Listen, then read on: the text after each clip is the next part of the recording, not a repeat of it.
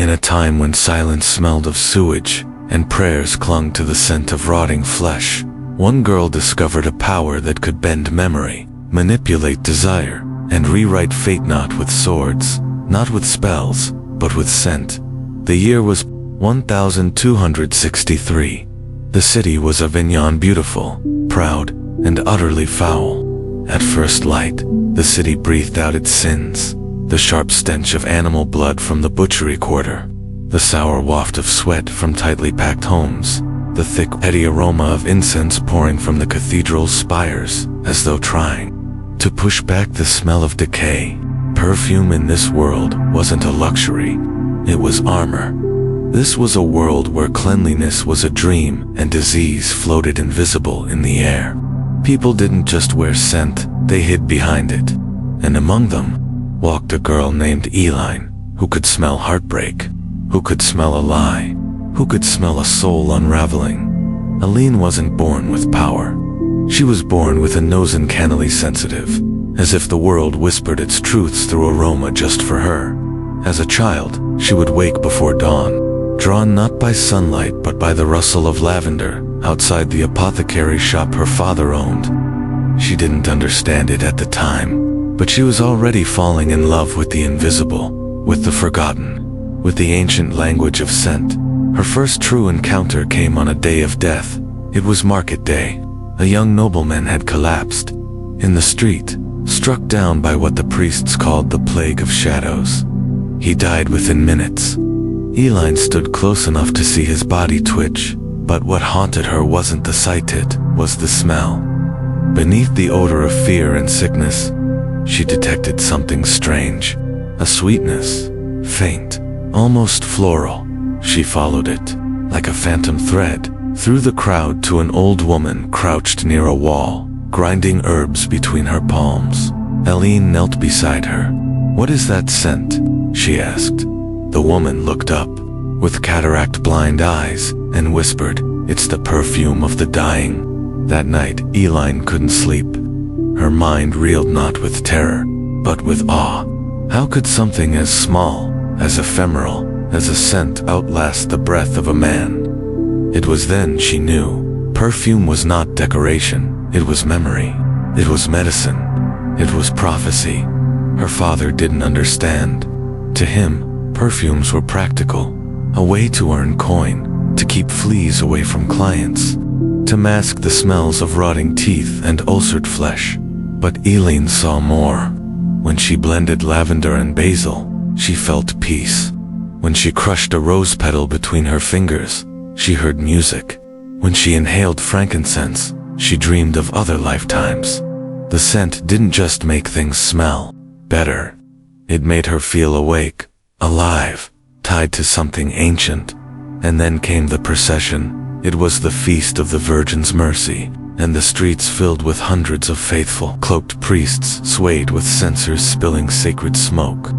The air was thick, perfumed with frankincense, myrrh, burnt laurel, and something else, an undercurrent of sorrow. Elyne's senses surged.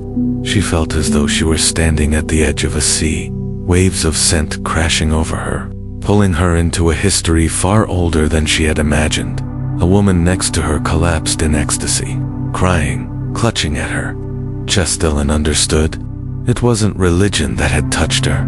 It was the smell, the ancient memory of being cradled, of safety, of mourning, of miracles. She turned to her father. "I want to learn everything." And he, at last, saw something in her eyes he had never seen before. Conviction. So began her journey. She started with the simplest of things, distilling rose petals, drying herbs, creating tinctures. But her instincts were not simple. When most apothecaries mixed scents for utility, she layered them like symphonies. She created oils that calmed nightmares, perfumes that brought back childhood memories. People came to her not for fragrance, but for healing, for clarity, for a moment of truth. And soon, the whispers began. They say she can smell your sin.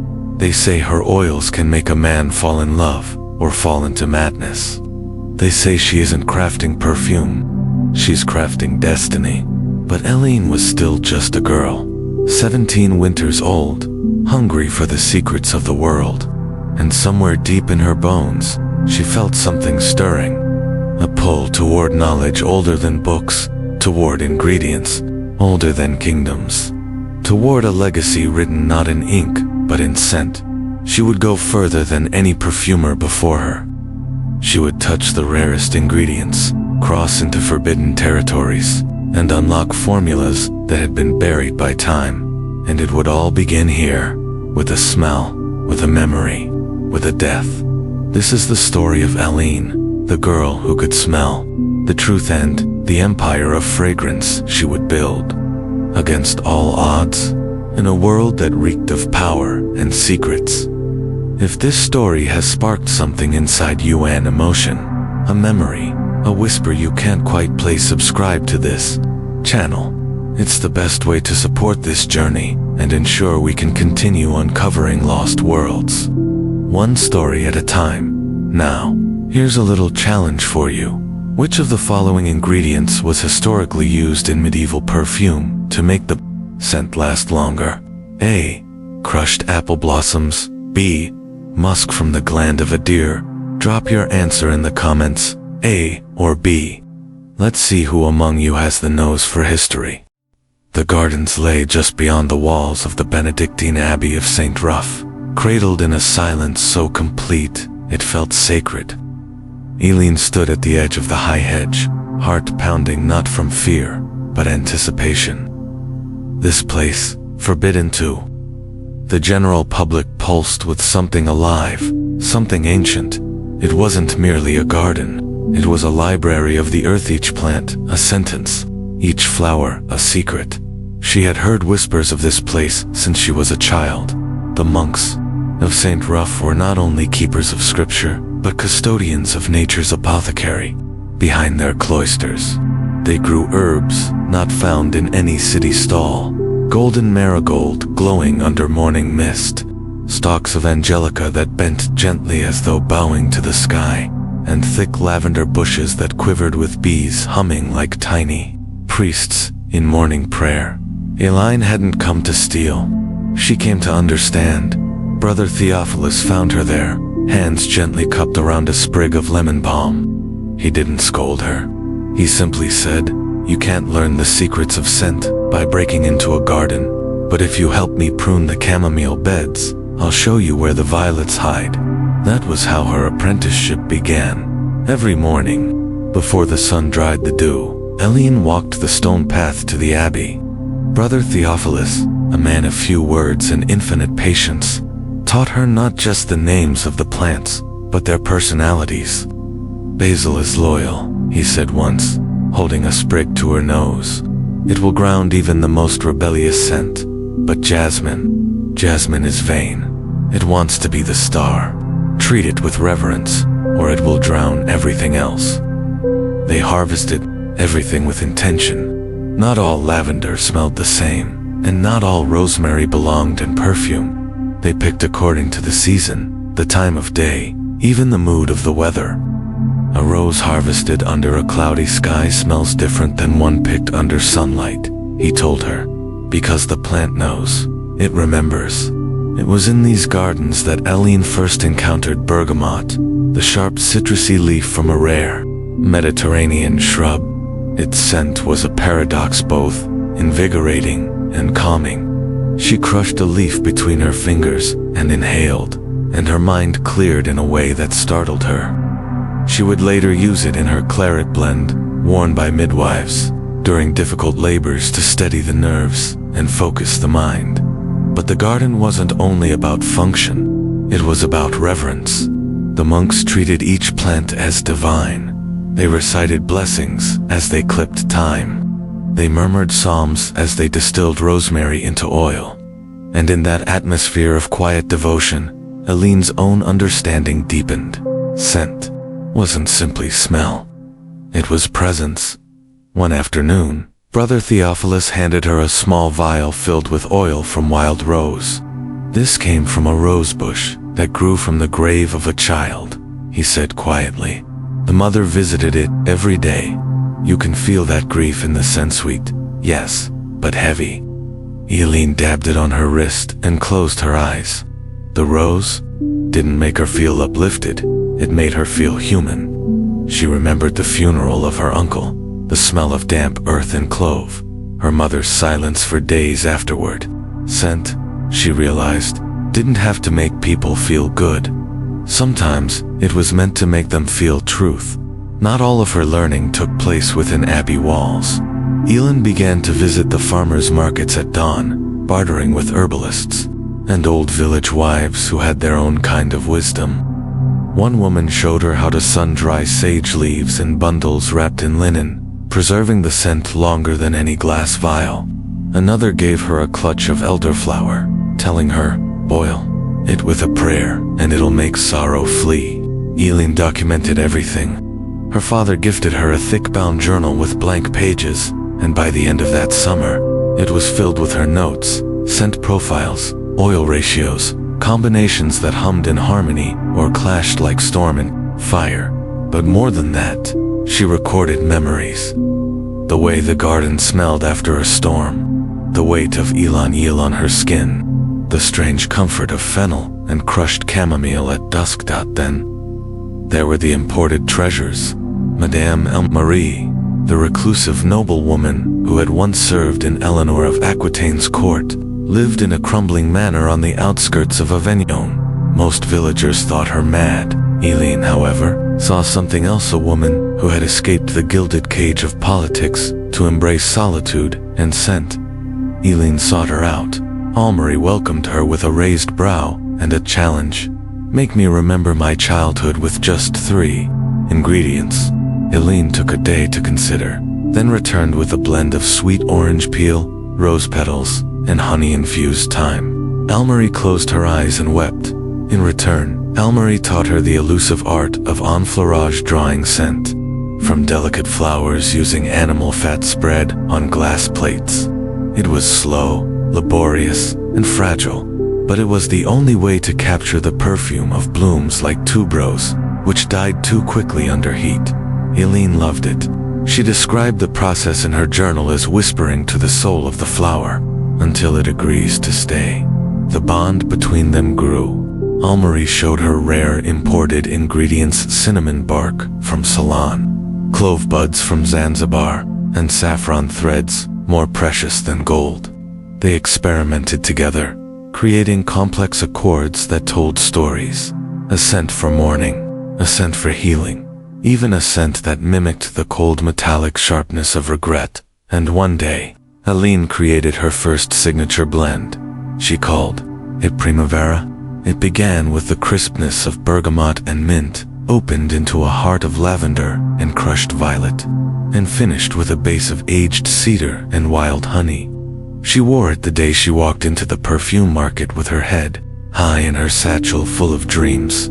The merchant stalls were overwhelming, thick with noise and competing aromas. But when she opened her bottle of Primavera, even the chaos seemed to still. People leaned closer. One woman gasped. A young man asked if it was made from sunlight. And in that moment, Elyne knew she had created something that transcended ingredients. She had created presence. The story of scent would take her far. From the gardens of St. Rough, it would lead her into markets where deals were made with daggers, into courts where perfume was used as seduction, manipulation, and control, into monasteries where scent became sacred. But she would carry the memory of those gardens with her always, because that was where it began, in the earth, in the quiet, in the humble green life that asked for nothing, but gave everything. And though the world might chase after rarities from distant lands, Elyne knew the truth. Sometimes, the most powerful perfumes are born in silence. The map of Elyne's world was changing, not with borders or armies, but with scent. By the time her name began slipping between lips in Avignon's merchant circles, Elyne had outgrown the boundaries of herb gardens and abbey walls. Her creations carried stories, powerful enough to catch the interest of travelers and traders, whose business lay far beyond the rain. And so it was that she stood one wind-chapped morning in the spice quarter of Avignon, watching caravans roll in from the southern ports, heavy with silk, salt, and something that made the very air tremble, raw fragrance. Elyne had heard of the Moorish merchant before she saw him. Stories said he dealt not in common trade, but in wonder gums from the bark of forgotten trees, roots dug by moonlight in the hills of Persia, oils so potent they haunted a man for days. When she finally stood before his pavilion scented with cardamom and wood smoke, she knew instantly that rumors had undersold the truth. He called himself Sir Kamal ibn Farid, though he laughed at the title. "I was never knighted," he said, "but I do believe in chivalry, especially where rare ingredients are concerned." He was taller than most men in Avignon, with copper-toned skin and a gaze that seemed to weigh every truth you didn't say aloud. His robes shimmered with faint embroidery, and his presence his oar carried the scent of oud, like fire resting on velvet. Kamal welcomed Elyne into his tent like an old friend. Inside, it was a shrine to the olfactory. Bundles of cinnamon bark tied with golden twine, clay pots of saffron resting like treasure, curls of myrrh, resin, pale pink petals wrapped in linen, and a single vial of something black and viscous, labeled only in Arabic script. He placed the vial in her palm and watched her reaction. It was musk pure, wild, and unlike anything she had ever encountered. There was an animal heat to it, something primal and strangely comforting. It didn't sing, it throbbed. "These," Kamal said, sweeping his hand over his display, "have crossed deserts, seas, and war zones. Scent is not passive, it moves kingdoms." Over the weeks that followed, Kamal taught her what no book in Avignon ever could. He spoke of Zanzibar, where cloves were picked before sunrise, of Kanchipuram, where sandalwood trees were guarded like royal heirs, of Fez, where orange blossoms carpeted the air during prayer. From him, Elyne learned the rhythms of trade, times when saffron was most pungent, the seasons when nutmeg was harvested under starlight, how the same ingredient could change character depending on the hand that carried it, the soil it grew from, or the wind that dried it. But Kamal offered more than knowledge. He offered challenge. One afternoon, he laid out 5 ingredients on a silk cloth: crushed dried fig, cinnamon, saffron, oud, and rose. "Make me a memory," he said, "but not yours, mine." Elyne inhaled, closed her eyes, and let her instincts work. She thought of the way his voice dipped when he spoke of Morocco, the wistfulness in his stories about Damascus. She created a scent that opened sweet, burned warm, and lingered with a softness that felt like leaving home. She named it Silken Sand. Kamal was silent as he smelled it. Then he nodded once.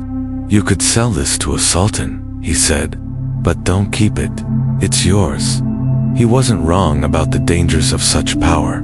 As her reputation grew, so did the attention of the powerful and the jealous. One evening, while closing up her father's apothecary, Elyne found a scroll nailed to the door. No name, just a warning: trade in stolen scents, and lose more than fragrance. That night, she smelled smoke in her sleep, and awoke to find her garden scorched, her lavender gone. Her violets burned to roots. She didn't cry. She created dot from the ash. She brewed a new perfume. It began with clove and bergamot, punched with peppercorn, and settled into a base of charred cedar and rose absolute. It was bold. It was bitter. She called it resonance. People said it smelled like survival. With Kamal's help, Elyne began receiving rare ingredients from beyond the sea.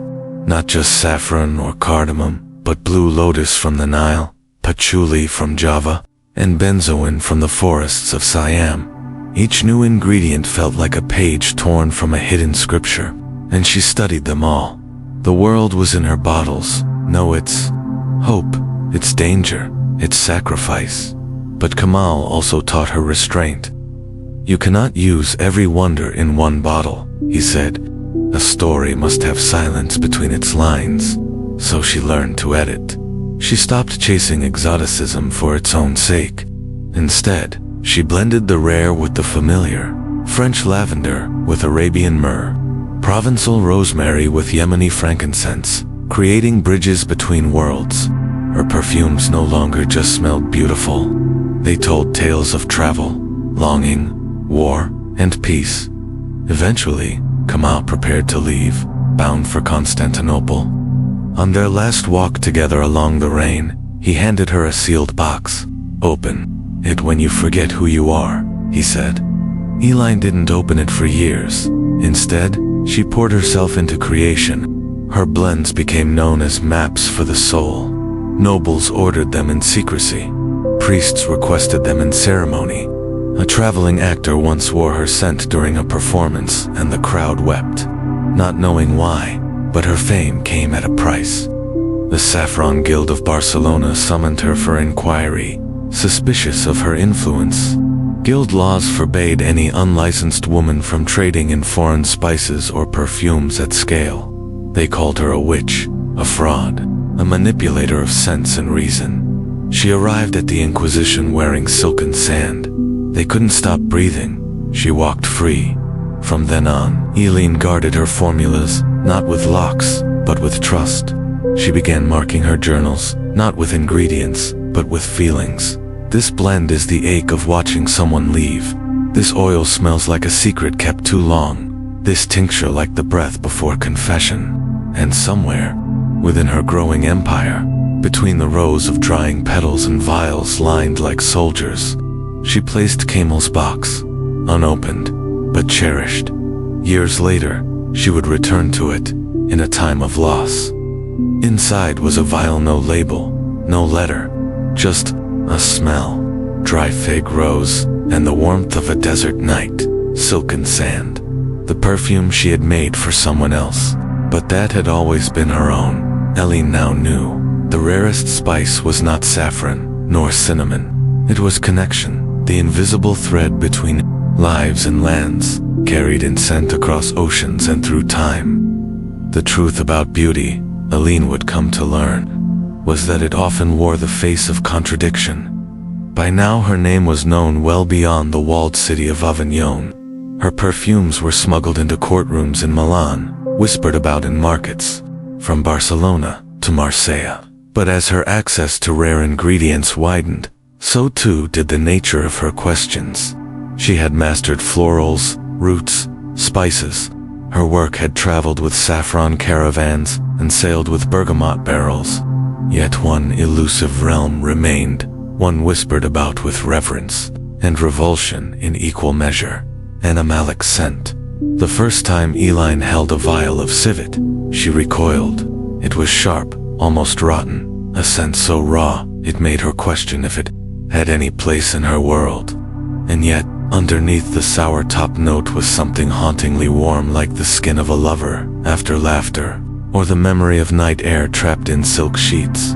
It was alive, it was human, and it would not be ignored. The vial had come from a merchant in Almeria, who traveled with pelts, dyes, and perfumes meant only for the wealthiest nobility. When she asked where it came from, he shrugged. A civet, cat. They keep them in cages. Scrape the glands every few days. Not pretty, but profitable. Elyne didn't respond. She just held the vial to her heart, then placed it gently in a drawer she locked.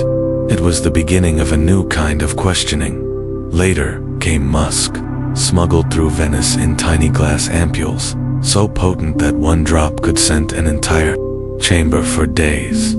The substance was harvested from the gland of a male deer killed for the prize tucked behind his stomach. Elyne had read of it in ancient pharmacopoeia, called the soul's velvet in Persian texts. But holding it in her hands, she wondered, was it velvet, or was it violence? And then there was ambergris. The first piece arrived as a gift, wrapped in waxed cloth, accompanied by a note written in a language she didn't recognize. When she opened it, the scent hit her like nothing else ever had. It was ocean and resin, warmth and salt, memory and mystery. She pressed it to her cheek and, without meaning to, wept.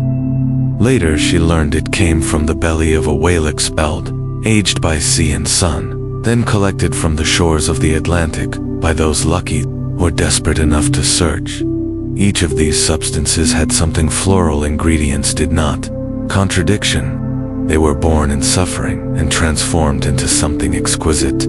They challenged her beliefs. They challenged her heart.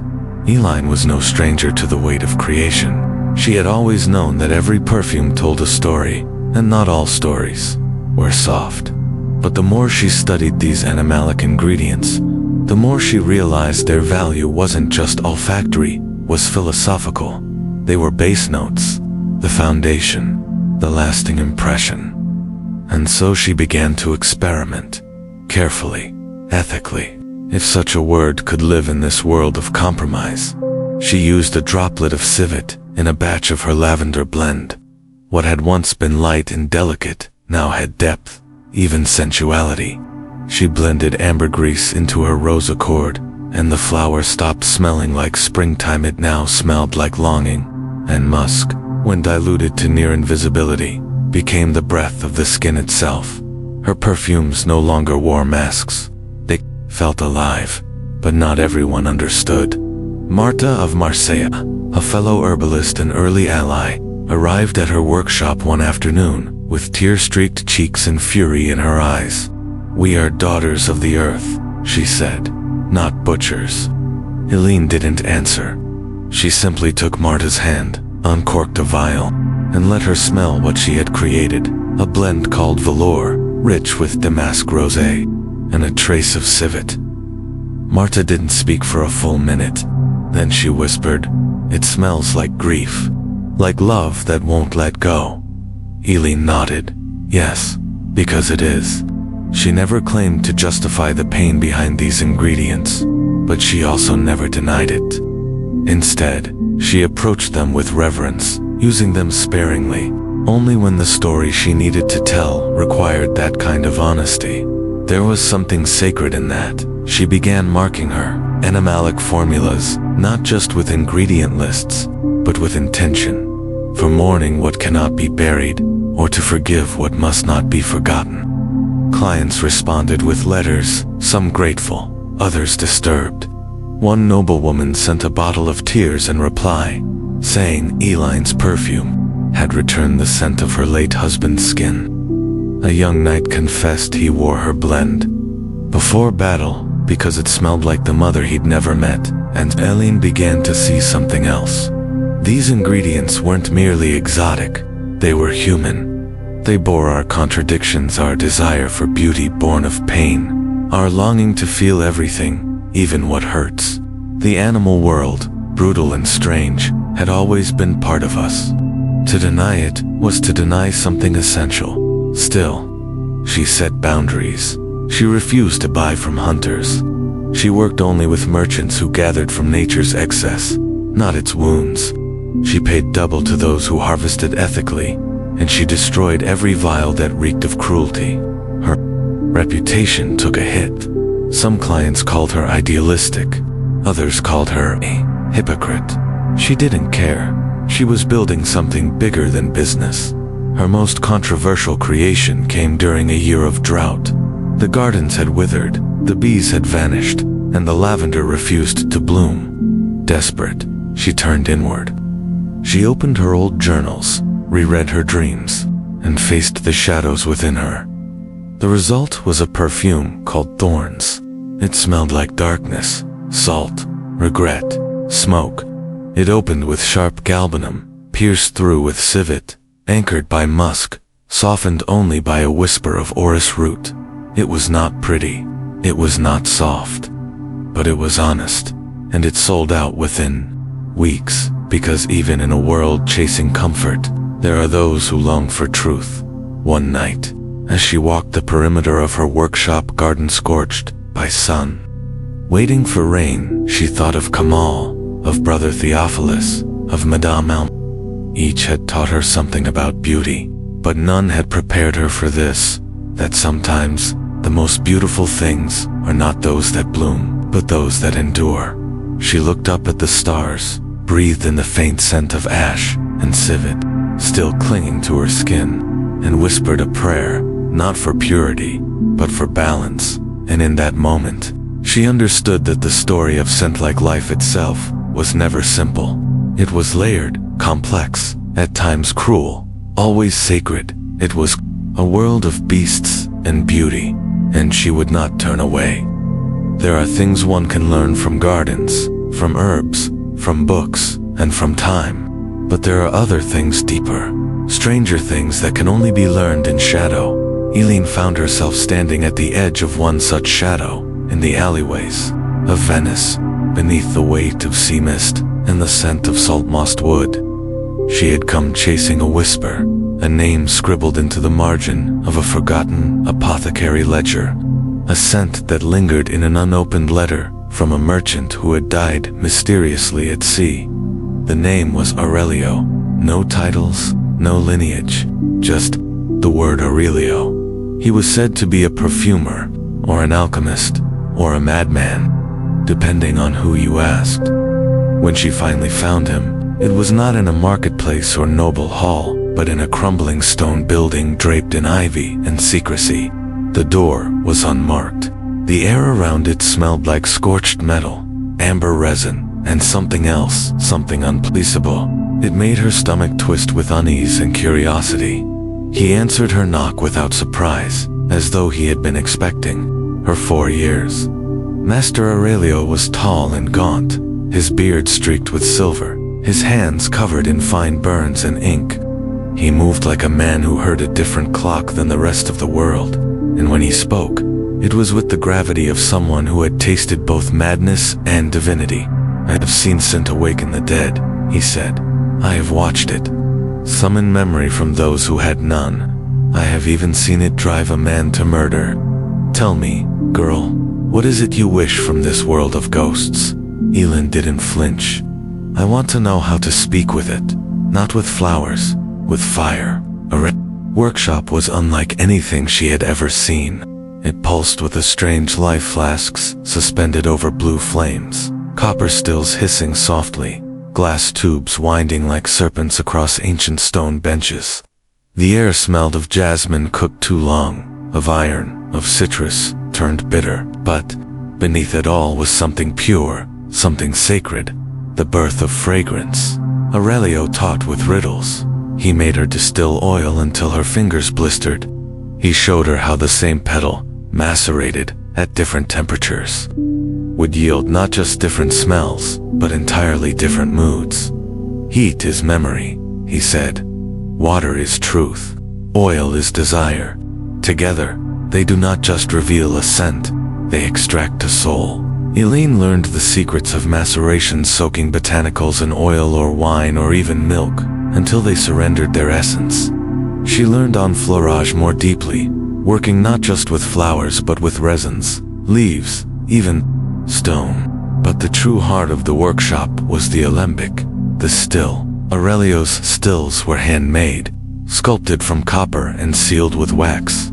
He showed her how to craft a distillation curve so delicate it could coax scent from even the shyest bloom. "This," he whispered once, holding up a vial of clear oil, "was a single night blooming jasmine, distilled for 7 hours. You'll never find this in a market, only in time." She stayed with Aurelio for weeks. They worked by candlelight. They spoke in silence. Sometimes they burned a formula just to see what would rise from its ashes. But what haunted Elyne most was not the techniques or the tools. It was the notebook. Hidden beneath the floorboards, Aurelio revealed a small leather-bound journal wrapped in silk. It bore no title, only a sigil to crescent moons overlapping. Inside were pages written in ink and blood, formulas dated back hundreds of years. Some were crossed out violently, others circled obsessively. One formula, in particular, caught her breath. It had no name, no ratios, just ingredients: angelica root, rose otto, frankincense, ambergris, oak moss, and a line beneath it, written in an unsteady hand, to soften sorrow without memory. No one had ever made it, or if they had, they hadn't written what it did. Elyne couldn't stop thinking about it. The idea that scent could untether sorrow from memory, leave behind the grief, but not the love felt impossible. And yet, she knew she had to try. Aurelio did not stop her. She spent 5 days measuring, blending, distilling. She worked with such intensity that she forgot to eat, to sleep, to speak. The lab became a chapel, the formula a prayer, and on the 6th night, under candlelight and exhaustion, she finished.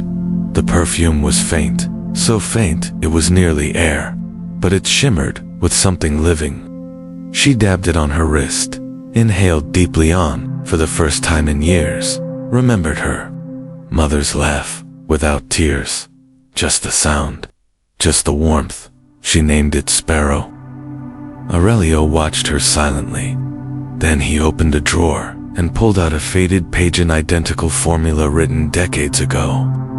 In his own hand, "I could never make it," he said, "not without breaking." Elyne didn't ask what he meant. She simply placed her bottle beside his page and whispered, "You don't need to. It's done." When she left Venice, the air was turning colder. Winter crept in, and with it came a new phase in her work. She no longer feared fire, no longer doubted water. She understood now that scent could be built like a house, like a story, like a life, one note at a time, with patience, with risk, with reverence. Aurelio gave her no farewell, only a small glass vial, sealed in wax.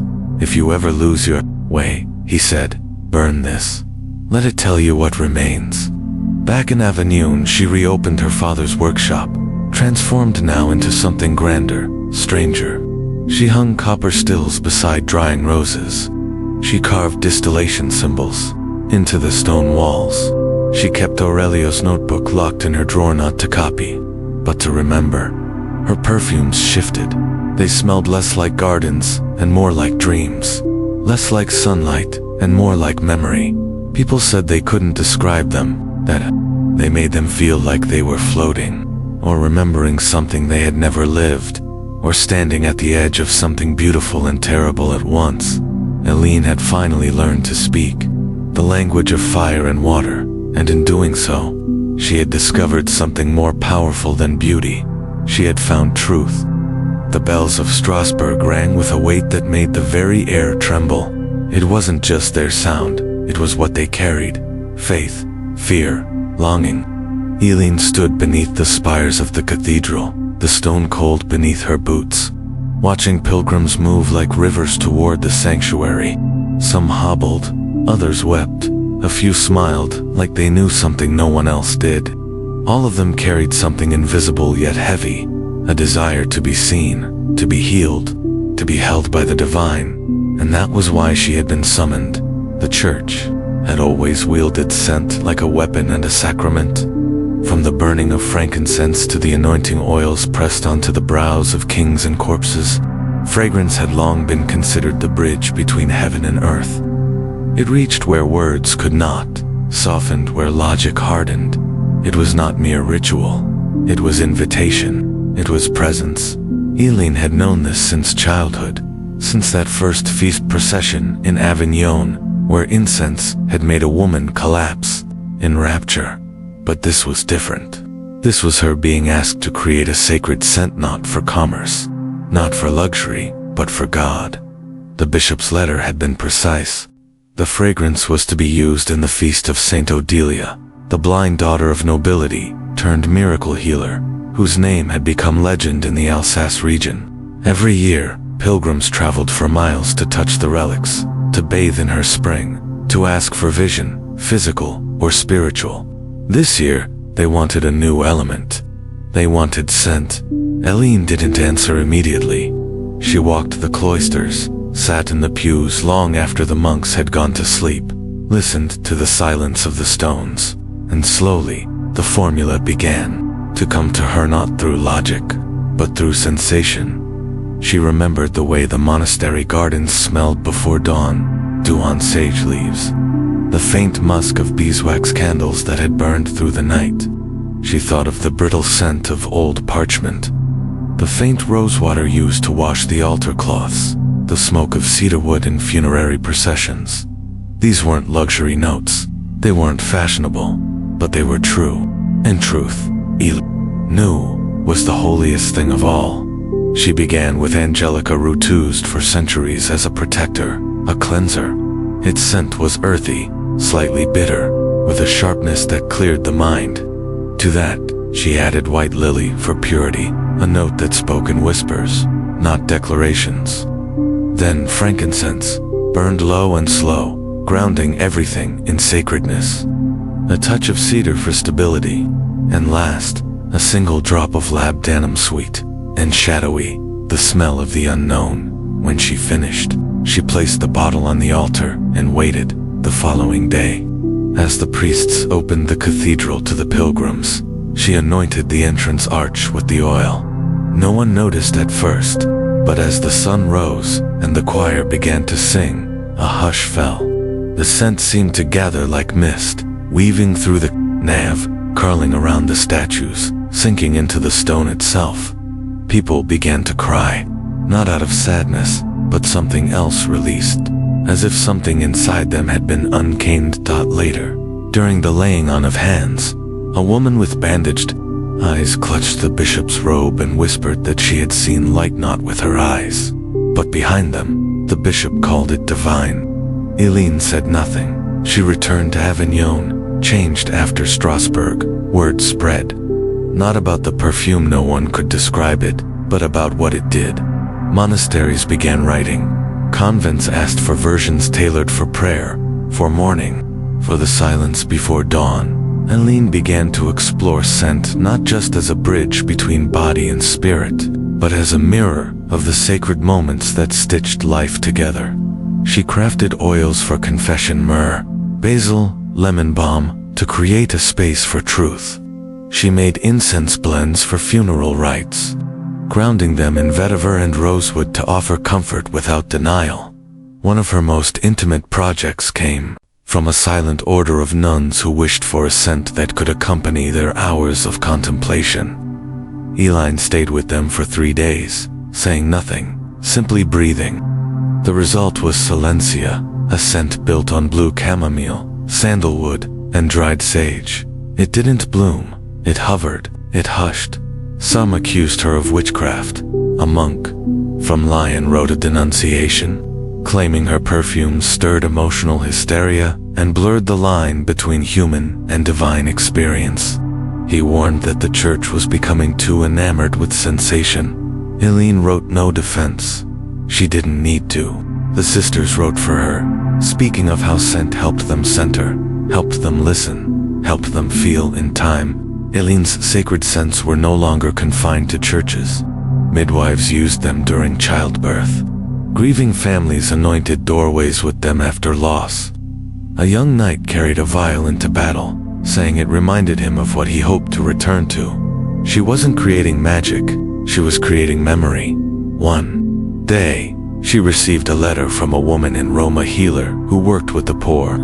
The woman had created a ritual using Elyne's oils to help those suffering from grief and trauma. She described how, when patients could not speak, they could still smell, and how a single breath of lavender and cedar often opened the floodgates of healing. That letter moved Elyne more than any commission from a bishop or queen. She began to see scent not just as a product, not even as art, but as prayer. Not the kind whispered in Latin behind golden altars, but the kind spoken in breath, in silence, in touch.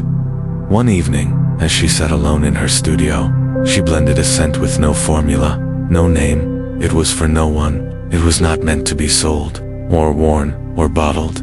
It was made to be burned. She lit the wick, watched the smoke rise, closed her eyes, and breathed. It smelled like everything she had ever lost, and everything she had ever found. Power doesn't always announce itself with trumpets or thrones. Sometimes, it walks quietly, cloaked in silk, wrapped around a wrist, or whispered from the hollow of a throat. Elyne learned this the day she entered the court of Milan. It had begun with a sealed letter marked in wax the color of blood. Inside, a simple message: "Come to Milan. Name your price. Create a scent that will open doors no key ever could." It was signed, simply Yasoria, Elyne had heard of her, of course. Lady Yosoria of Milan, the widow of a duke, the rumored mistress of a cardinal, the woman said to wield more influence in silence than most men did with armies.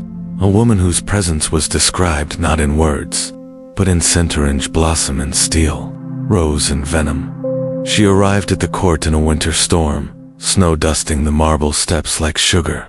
Inside, it was a theater of performance, courtiers gliding through tapestries of velvet, gossip hanging in the air thicker than the perfume that clung to their collars. It was a place where smiles were weapons and scent was armor. Lady Yosoria awaited her in a candlelit chamber lined with mirrors. She wore black, her hair braided in a crown, her fingers dripping with rings that seemed more like runes. Her voice was low, practiced. "I don't want something that smells like flowers," she said.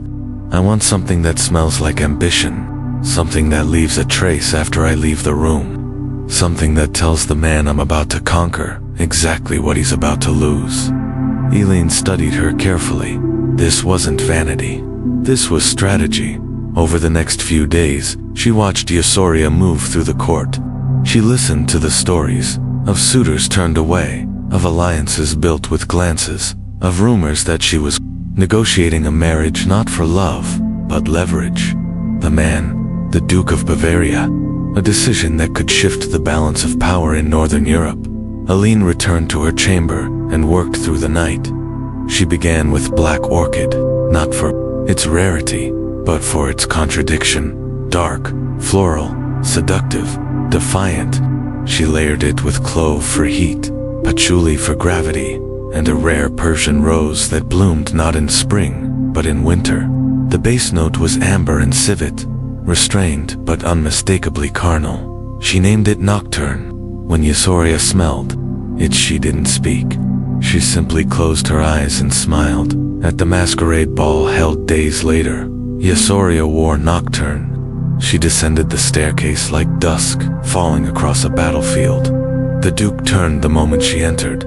By the third dance, he had forgotten the names of every other woman in the room. Within a month, the banns were announced. But Elyne knew this was no fairy tale. She had seen the look in Yosoria's eyes, not love, but calculation. And for the first time, she understood the full extent of what she had crafted. Scent wasn't just memory, it was influence. Back in Elyne had always known the world was not made for women like her. From the start, she had worked in the shadow, standing stills in silence, slipping into gardens through back gates, presenting her perfumes through the names of male merchants just to be heard. Even as her scents gained fame, as her formulas passed from palace to monastery, there was always a ceiling made of glass, of tradition, of fear. And now, the ceiling was lowering. The Guild of Perfumers in Avignon, long ruled by a council of men, had issued a proclamation. No woman, regardless of lineage or skill, could sell scent at scale without a licensed male sponsor. The reasoning was veiled in politeness, concern for public health, purity of technique, preservation of tradition. But Elyne knew what it was. Fear. Fear of a woman who could stir emotion with a drop of oil, who could unlock secrets with scent, who could stand in a room of kings and not bow. She read the notice in the square, then turned without a word and walked home. But she didn't retreat. She created that night. She blended a perfume so sharp, so crystalline, it almost hurt to smell. She used bitter orange, black pepper, and a note of crushed mint that felt like a gasp. She called it Insurge. It wasn't meant to soothe. It was meant to wake, and it did. Within weeks, women from across the region began arriving at her. Dorblists, midwives, root workers, healers who had been silenced, sidelined, erased. They brought dried petals in baskets, tinctures in cracked jars, recipes scribbled on scraps of linen. They didn't come to ask for help. They came to build. Elyne opened the gates to her workshop. The fire pits stayed lit for days. They worked by moonlight, distilling, blending, bottling. Each woman brought her own language of scent, some soft, some earthy, some wild and untamable. And out of the chaos emerged a new kind of order, one not based on hierarchy, but on harmony. They called it Cirque des Arums, the Circle of Sense. It was not a guild. It was a rebellion. Together, they hosted secret markets in forest clearings, abandoned mills, candlelit crypts. They traded formulas and oils, whispered stories and superstitions, healed with their hands and their craft. Elyne taught what she had learned from gardens and glass, from fire and failure.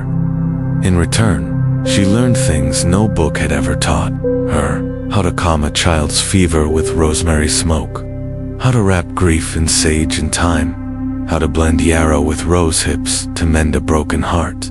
The authorities called them witches. The church sent warnings. The guild raised their prices and tightened their rules. But the women kept blending. Elyne's own work began to evolve. She stopped chasing perfection. She started chasing truth. She created a scent called Vivian, made entirely from local herbs: lavender, lemon verbena, marjoram. It smelled like resilience, like someone who had been told no 100 times and was still standing. And then came the journal. She found it tucked inside a cedar chest in the apothecary's attic, wrapped in moth-eaten linen and sealed with wax. It was her mother's. Pages of handwriting like music, sent notes and sketches, fragments of thoughts to bottle comfort, layer chamomile and clove. Sorrow lives in juniper.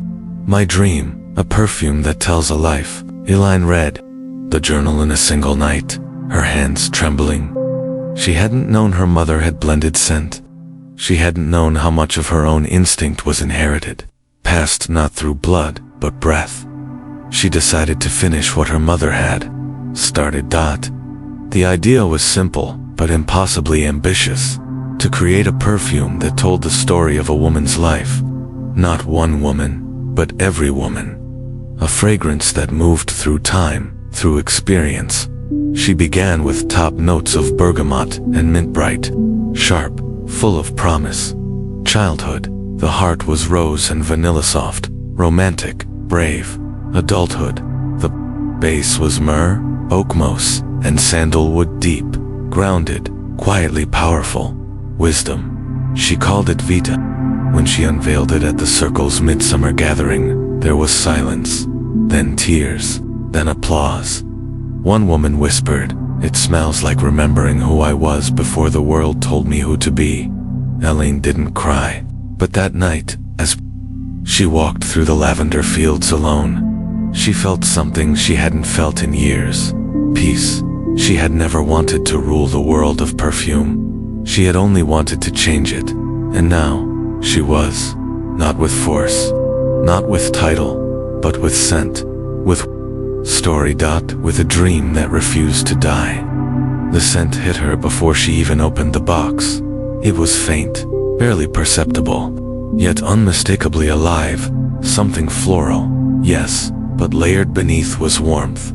Something like honey resting on weathered wood, a memory made of air. Olivia Marino froze, one hand on the faded leather trunk, the other on her chest, as if bracing herself for a ghost. She had found it in her grandmother's attic in Brooklyn, buried under linens and old prayer books, sealed with a cracked wax insignia that looked like overlapping crescent moons.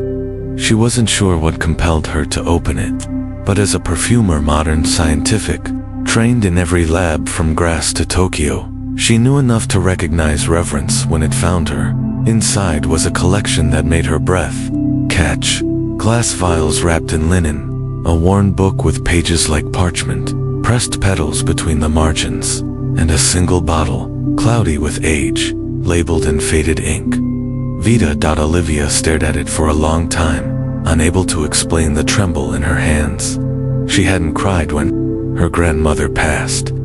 She hadn't cried when her job offer at the global perfume house was rescinded due to restructuring. But now, in this attic with dust in her hair and history in her lap, she felt the tears rise. That night, she read the journal from beginning to end. The entries were meticulous, poetic, almost sacred. She read about gardens in Avignon, in Venice, rebellion, in the forests of France. And over again, one name returned like a refrain. Elyne. She was the author, the perfumer, the rebel, the alchemist of scent.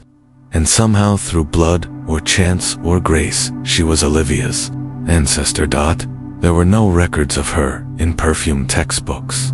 No mentions in the industry's histories, just whispers. A name here, a formula there, buried, forgotten, erased. Olivia knew what she had to do. She started slowly, recreating the formulas with modern equivalents, translating ratios, redistilling oils that hadn't been touched in centuries. She worked alone in her studio, turning away every offer of collaboration, every request for interviews. She wasn't ready. When she finished the first full recreation Primavera, she wore it out to a small gathering. No one said a word. They didn't have to. One woman followed her to the coat room and asked, tearfully, what the perfume was called. Another man sat down beside her and whispered, I remembered my mother. I haven't remembered her in years. The power of Elyne's legacy didn't just lie in the scent. It lay in the silence it created, in the space it opened, in the way it asked nothing and offered everything. Within a year, Olivia opened her own atelier. She named it Essence and Echo, a tribute to the truth that scent never dies. It merely waits to be remembered. She built this space, not like a shop, but like a sanctuary. The shelves were lined with recreated formulas from Elyne's journals, Vita, Insurge, Silencia, Sparrow. She wrote their stories on parchment tags, not marketing blurbs. She didn't advertise.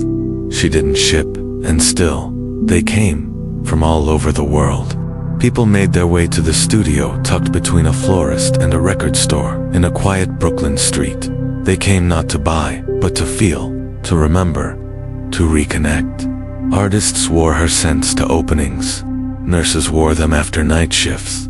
A priest once asked for a bottle of Vizio to keep near the altar, not to burn, but just to hold. Word of the atelier spread.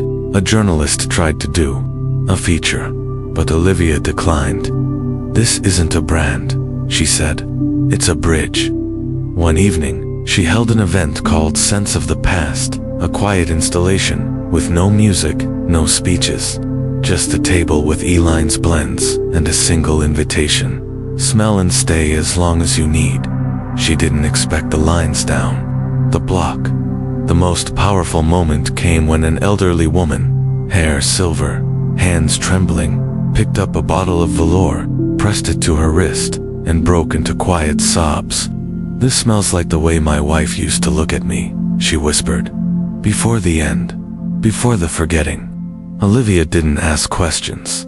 She simply wrapped the bottle and placed it in her hands. She didn't see herself as a genius. She wasn't trying to build an empire. She was tending a flame, a legacy, a language that had almost been lost. Every week, she returned to Elyne's journal, not just for formulas, but for guidance. One passage, written in the margins of a recipe, stayed with her more than any other. Scent does not lie. It does not flatter. It does not convince. It reminds. Let it remind you who you are. Sometimes Olivia would light a candle in the studio and open that final vial marked Vita. She wouldn't wear it. She'd just sit, breathe, listen to what came. A memory, a face, a question, and somewhere, in the space between breath and silence, she could feel her, not as history, but as presence. Elyne, still distilling, still dreaming, still echoing. In a world often too loud to listen and too fast to feel, Elyne chose silence, chose scent, chose to speak through something invisible and ancient, something that lingered long after words had faded. Her story, though born in medieval Avignon, resonates far beyond its time, because at its core, it is not just a story of perfumes. It is a story of purpose, of resistance, of remembering who we are one breath at a time. From a young girl wandering through monastic gardens, to a woman facing guild decrees and societal walls, Ellen's path was never straight. It curved like Vines twisted like smoke, meandered through joy, loss, ambition, and faith. Yet, through it all, she remained rooted, not in certainty, but in curiosity. She began with flowers, simple, honest, fragrant, but she didn't stop there. She journeyed into the world of spice caravans and Moorish merchants, where scent was currency, language, seduction. She blended the familiar with the foreign, not to impress, but to understand. And when she encountered the darker truths of perfumery, animal-derived ingredients, ethical dilemmas, she did not turn away. She leaned in, she asked harder questions. She made harder choices. What made Elyne extraordinary wasn't just her nose. It was her conviction that scent could be more than pleasant. It could be sacred. It could be healing. It could be revolutionary. She didn't want to just create perfumes. She wanted to create presence, to bottle the quiet moments that shape us. A mother's breath, a farewell hug, the sunlight on skin just before dusk. Her work crossed boundaries no woman of her time was expected to cross. She challenged the church, the guild, and the unspoken laws of a world that feared women who knew too much. Yet she did not fight with swords. She fought with memory, with complexity, with a bottle of rose and resin that could make a grown man cry. What endures from her story is not the fame she earned or the fortunes she could have claimed. It is the space she made for other women, for lost knowledge, for forgotten stories. She turned her art into a rebellion, her rebellion into a movement, and her movement into a legacy. Generations later, Olivia Moreno, a descendant she never knew, would find Elyne's journal in bottles tucked away in a dusty attic, and in doing so, would reignite the flame Elyne lit centuries before. Olivia didn't seek to modernize the formulas. She sought to remember them, to honor them, to remind the modern world, so obsessed with speed and surface, that there is power in slowing down, in paying attention, in breathing. The studio Olivia opened, Essence and Echo, was not just a tribute, it was a resurrection. Through her, Elyne's story stretched into our time, not through textbooks, but through skin, through scent, through soul. So what can we take from Elyne's journey? First, we learn that authenticity doesn't require volume. Elyne never shouted her worth. She let her work speak. In a world where everyone is rushing to be seen and heard, she reminds us of the quiet strength in crafting something meaningful, something true. Second, she shows us that art is not separate from ethics. Her struggle with animal ingredients wasn't just about formulae, it was about values. Today, when we face ethical decisions about sustainability, labor, consumption, Elyne's integrity challenges us to ask, what is the cost of beauty? And are we willing to pay it with awareness rather than ignorance? Third, and perhaps most powerfully, Elyne teaches us that memory is sacred, that the smallest, most fleeting sensations, a smell, a flicker of smoke, a drop of oil, can anchor us to who we are.